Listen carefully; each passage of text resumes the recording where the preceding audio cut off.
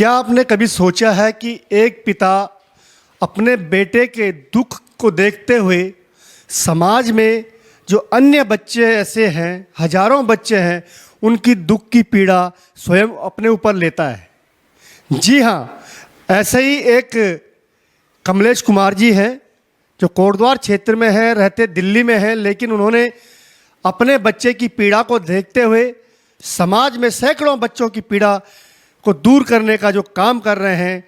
आइए बात करते हैं कमलेश कुमार जी से कि क्या मकसद है इस विद्यालय खोलने का, कैसे इसकी शुरुआत हुई। स्वागत है कमलेश जी आपका हिमालय प्लस। जी नमस्कार। कमलेश जी, आपने जो विद्यालय संचालित कर रहे हैं भारती देवी फाउंडेशन के नाम से, कि क्या इस विद्यालय को खोलने की आवश्यकता क्यों पड़ी और किस प्रकार से इस विद्यालय को चला रहे? सर, सबसे पहले तो मैं आपको बताना चाहता हूँ कि मेरा बेटा खुद दिव्यांग है और उसी से हमने ये इनिशिएटिव लिया कि हम ऐसे बच्चों के लिए ऐसा काम करेंगे। ऐसा काम इसलिए करेंगे क्योंकि कोटद्वार क्षेत्र में कोई भी ऐसा स्कूल बच्चों के लिए कोई थेरेपी सेंटर था ही नहीं। तो हमने इस वजह से इस जगह में ये स्कूल खोला है कि यहाँ के बच्चों को लाभ मिल सके, उनको थोड़ा थेरेपी मिले, उस तरीके का ट्रीटमेंट मिले। और इस तरह से हमने यह स्कूल यहाँ पर बनाने की सोची और इसलिए बनाया। कितने बच्चे ऐसे हैं कि जो यहाँ पे पढ़ रहे हैं, जिनको आप पढ़ा रहे हैं? कैसे इनकी व्यवस्थाएं कर पाते हैं? सर, अभी हमारे पास जो बच्चे हैं वो करीब 54 बच्चे हैं और सभी दिव्यांग हैं। इसमें सब मेंटली रिटार्ड बच्चे हैं, ऑटिज्म वाले हैं, कई तरीके की डिफरेंट डिसेबिलिटी के बच्चे हैं। और हम इनको एक पौष्टिक, सबसे पहली बात है कि इनको थोड़ा पौष्टिक भोजन की आवश्यकता थी, वो हमने इनकी व्यवस्था बना रखी है। सुबह इनको नाश्ता, दूध, ब्रेड, मक्खन, फ्रूट्स, दोपहर में भोजन देते हैं। और जो इनकी थेरेपी होती है, स्पीच थेरेपी है, बहुत सारी थेरेपी वो करते हैं, पेंटिंग वगैरह है, उनकी पढ़ाई लिखाई, इन सभी चीज़ों के द्वारा हम इनको इनकी शिक्षा का वो करते हैं। सर, जो भारती देवी फाउंडेशन है, एक किस प्रकार से भारती देवी के नाम पे रखा गया है, क्या है इसका? जी हाँ सर, मैं आपको बताना चाहता हूँ कि हमने यह फाउंडेशन अपने बेटे की वजह से यह इनिशिएटिव लिया। मेरा बेटा खुद दिव्यांग है और जब ये बेटा हुआ, हमें पता चला कि दिव्यांग है, तो तब हमने ये सोचा कि हम अपने पैसे से एक विद्यालय बनाएंगे और वहाँ पर फ्री ऑफ कॉस्ट बच्चों को एजुकेशन देंगे। हम खुद अपने आप वहाँ पर काम करेंगे। और 2020 में लेकिन हम कोविड आ गया। कोविड के दौरान हम सभी लोगों को कोविड हो गया, मेरे बच्चों को, मेरी वाइफ को, जिसमें कि मेरी पत्नी की तो दूसरे दिन ही डेथ हो गई। और जब उसकी डेथ हुई तो फिर हमारी स्थिति थोड़ी गड़बड़ा गई। उसके बाद मैंने यह फाउंडेशन रजिस्टर्ड किया अपनी वाइफ के नाम पर ही, उसी के नाम पर यह फाउंडेशन हमारा भारती देवी एजुकेशनल फाउंडेशन। और इस तरीके से सर हम इस फाउंडेशन को आगे बढ़ा रहे हैं, चला रहे हैं। बिल्कुल, समाज के लोग अगर इस चीज़ के लिए आगे आते हैं तो निश्चित बात है कि जो समाज में ऐसे बच्चे हैं उनको लाभ मिल पाएगा। मैम, क्या नाम आपका? मेरा नाम हेमा जदली है और भारती देवी एजुकेशनल फाउंडेशन के माध्यम से मैं यहाँ पे शिक्षिका के रूप में मैं कार्य कर रही हूँ। और मुझे बहुत अच्छा लगता है इन बच्चों की सेवा कार्य करने का जो मुझे अवसर प्राप्त हुआ है। और हमारा जो मुख्य उद्देश्य है, जो भारती देवी एजुकेशनल फाउंडेशन जो ये प्रयास कर रही है इन सभी बच्चों को समाज की मुख्य धारा से जोड़ने का, तो मैं सभी लोगों से मैं भी आग्रह करना चाहूँगी, कहीं ना कहीं इन बच्चों को भी मौका मिलना चाहिए। समाज के साथ मिल के ये कार्य कर सकते हैं और इनके अंदर जो क्वालिटी है ना, सभी बच्चों के अंदर कुछ ना कुछ क्वालिटी है, कुछ ना कुछ अच्छा है। और आप देख सकते हैं कितना इम्प्रूवमेंट इन बच्चों के अंदर बहुत हुआ है। तो अगर हम सब मिलकर इस कार्य को करें तो ये बच्चे बहुत आगे बढ़ सकते हैं। जी बिल्कुल, बहुत बड़ी बात है कि मुख्य धारा से जोड़ना, समाज के साथ जो सामान्य बच्चे हैं उनके साथ उनको जोड़ना, ये बहुत बड़ा एक कठिन काम है कि किस प्रकार के बच्चों को वो एक मुख्य धारा में ला रहे हैं। और समाज के इस बेहतरीन काम, हम इसको कहेंगे कि समाज के जो सच्ची सेवा जिसको बोला जाता है, वो भारती देवी फाउंडेशन कर रहा है। मेरे साथ सामाजिक कार्यकर्ता और समाज सेवी भारती भट्ट जी भी हैं। भारती भट्ट जी देहरादून से इन बच्चों के बीच आई हैं। आइए बात करते हैं भारती जी। भारती जी, आपको यहाँ पे आए हैं, इन बच्चों को जो देख रहे होंगे आप, इस विद्यालय को जो संचालित कर रहे हैं, क्या कहना आप? मुझे बहुत ही खुशी हो रही है और मैं थैंक यू करती हूँ यहाँ के जो ओनर हैं और भारती देवी फाउंडेशन जिस तरह से इन बच्चों के लिए काम कर रही है, तो मुझे बहुत ही खुशी हुई। और जो बच्चे इस तरह से बच्चे हैं, माँ बाप इनकी देखभाल अच्छे से नहीं कर पाते और यहाँ पे टीचर लोग इतने डेडिकेशन के साथ में इन बच्चों को अपने 100% दे रहे हैं।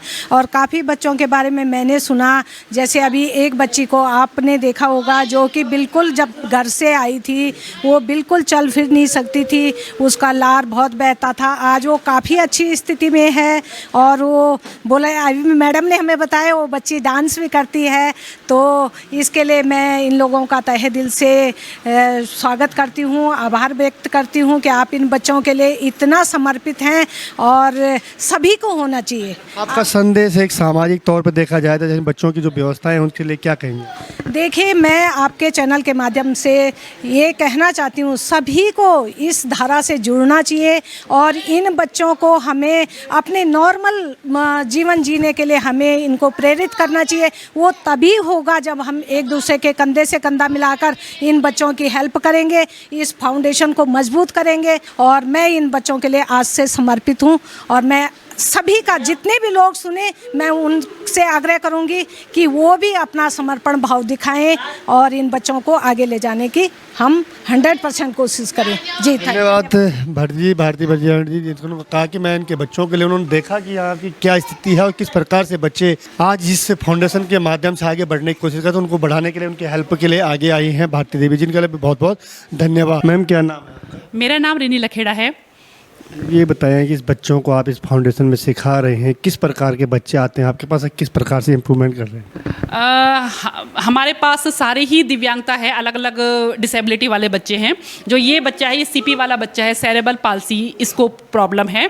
तो अभी मैं इसको एक फाइन मोटर स्किल, एक एक्टिविटी सिखा रही थी, जिसके माध्यम से बच्चों की फाइन मोटर स्किल अच्छी होती है, हैंड की ग्रिप बनती है, बच्चा कोई भी चीज़ अपने हाथों से उठाना और इसको रखना सीखता है। और ये और भी डिसेबिलिटी के बच्चे हैं, ज़्यादा हम पे ऑटिज़्म वाले बच्चे हैं। तो ऑटिज़्म और ये सीपी वाला बच्चा, ये एक लड़की ऊपर दीपांशी छोटी है, वो पहले चल नहीं पाती थी। तो जो हमने उसको फिजियोथेरेपी की सहायता से और अदर थेरेपी की सहायता से जो उसको थेरेपी की, उससे वो अब चलने लगी है। तो हमें बड़ी खुशी होती है कि एक हमारी संस्था के छोटे से एक प्रयास से इन बच्चों का भविष्य थोड़ा थोड़ा आगे बढ़ रहा है। और मुझे पूरी ही उम्मीद है कि इन बच्चों का भविष्य और भी बेहतर हमारी संस्था के माध्यम से होगा। कितने बच्चे हैं आपके पास इस विद्यालय में? इस समय 50 बच्चे हमारे विद्यालय में अध्ययनरत हैं और इनकी सारी व्यवस्थाएं हमारी संस्था के माध्यम से बिल्कुल निःशुल्क प्रदान की जाती है। देखा किस प्रकार से जो बच्चे हैं, जो असामान्य बच्चे होते हैं, उनको सामान्य मुख्य धारा में जोड़ने की जो कोशिश करते हैं, कितनी मेहनत शिक्षक करते हैं, आपने देखा होगा। साथ ही मेरे साथ हैं नंदलाल भटजी, जो कोटद्वार क्षेत्र के ही हैं और स्वास्थ्य विभाग से रिटायर्ड हैं और समाज सेवा में लगे रहते हैं। स्वागत है भटजी आपका। नमस्कार जी, आपका भी। भटजी, आप इस विद्यालय में देखने आए, इन बच्चों के बीच आए हैं, क्या कहेंगे आप? मैं क्या कह सकता हूँ, मैं तो आश्चर्यचकित हूँ कि इस छोटे से मतलब आदिवासी क्षेत्र जैसे इलाके में और उन्होंने इतना बड़ा काम किया, इतना बड़ा मतलब कदम उठाया और इतने विकलांग बच्चों को, दिव्यांग बच्चों का जो है वो पालन पोषण सहित अच्छी शिक्षा दे रहे हैं उनको। और उन्होंने उनके भोजन से सहित फल फ्रूट से वगैरह सब प्रकार से उनकी मतलब बच्चों की देखभाल बड़े अच्छे ढंग से हो रहा है। मैं तो बड़ा ही मतलब गौरवान्वित महसूस कर रहा हूँ कि मैं ऐसे विद्यालय में आज प्रवेश करने आया और देखा मैंने, और मैं बड़ा खुश नसीब आदमी हूँ कि मैंने मतलब इसमें जो है इस तरह से इस विद्यालय को चलते हुए देखा। साथ में जो समाज की मैं बात कर रहा हूँ कि इस विद्यालय को बहुत आवश्यकता है, सहयोग की आवश्यकता है, कि किस प्रकार से आप लोगों से भी अपील करना चाहेंगे? मैं पूरी मतलब समाज से और समाज सेवियों से, जितने भी मतलब इस वीडियो को जो भी देखेंगे, उनसे करबद्ध निवेदन करता हूँ कि वो इस फाउंडेशन को अपनी जो भी हो सकता है उसमें इसका अपना सहभागिता निभाएं और कुछ न कुछ जो है अंशदान इसमें दें, ताकि इन बच्चों का उज्जवल भविष्य बन सके। जी बिल्कुल। और मैं भी आप लोगों से अनुरोध करता हूं हिमालय प्लस के माध्यम से कि इस प्रकार जो समाज में एक अभिनव काम कर रहे हैं, बिना सरकारी सहायता के, अपने बच्चे की पीड़ा के साथ साथ पूरे समाज की पीड़ा को अपने ऊपर लेता है और समाज में इस अभिनव काम को कर रहा है, तो निश्चित बात है उस आदमी को सहयोग करना चाहिए, इस प्रकार के इस फाउंडेशन को सहयोग करना चाहिए। और सभी दर्शकों को अनुरोध है कि अगर वो लोग इस वीडियो को देखें तो कहीं ना कहीं इस फाउंडेशन के सहयोग के लिए आगे आएँ, ताकि हम समाज को एक नई दिशा और इन बच्चों को एक मुख्य धारा से जोड़ सकें। धन्यवाद, नमस्कार।